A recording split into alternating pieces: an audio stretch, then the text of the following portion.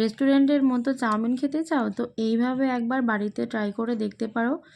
Restaurant থেকে আনা না বাড়িতে করা বুঝতেই পারবে না। তো তার জন্য এখানে আমি গাজর, বিনস, ক্যাপসিকাম, আলু সব কেটে নিয়েছি, 2টো ডিম নিয়েছি, এখানে নিয়েছি রসুন কুচি, 2টো কাঁচা লঙ্কা কুচি আর পেঁয়াজ কুচি।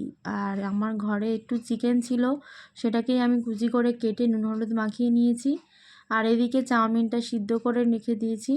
আমি এখানে পান্ডা চাউমিন ব্যবহার করেছি, তোমরা তোমাদের বাড়িতে যে চাউমিন থাকবে সেই চাউমিন দিয়ে ব্যবহার করতে পারো।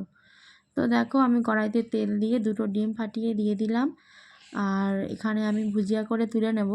আর এখানে আজকে বানাচ্ছি এগ চিকেন চাউমিন।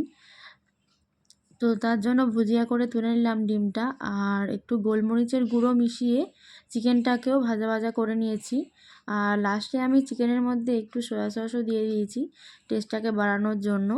তো চিকেনটাও ভেজে আমি তুলে নেব।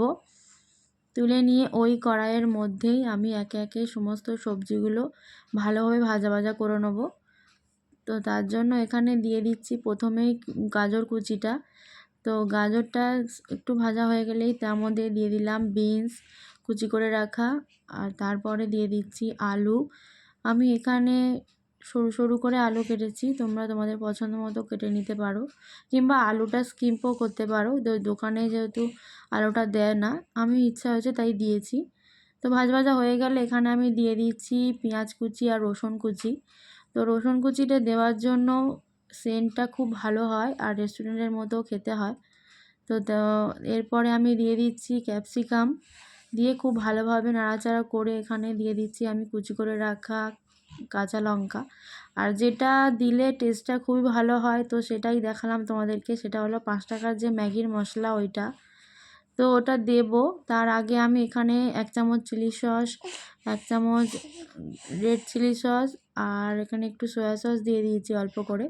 দিয়ে চিকেনটা আর ডিমটা দিয়ে খুব ভালোভাবে মিশিয়ে নিয়েছি। দিয়ে ম্যাগির মশলাটা দিয়ে তার মধ্যে চাউমিনটা দিয়ে হালকা করে ফ্রাই করে নিয়েছি। তো চাউমিনটা রেডি হয়ে গেছে। তো নামানোর আগে আমি এখানে দিয়ে দিচ্ছি একটু গোলমরিচের গুঁড়ো। তাহলে এখন তৈরি হয়ে গেল রেস্টুরেন্ট স্টাইল চাউমিন এখন বাড়িতেই। তো কেমন লাগলো অবশ্যই আমাকে কমেন্ট করে জানিও। আর যদি ভিডিওটা ভালো লেগে থাকে তাহলে লাইক শেয়ার করে পাশে থেকো, আরও নতুন নতুন ভিডিও দেব। তো টাটা।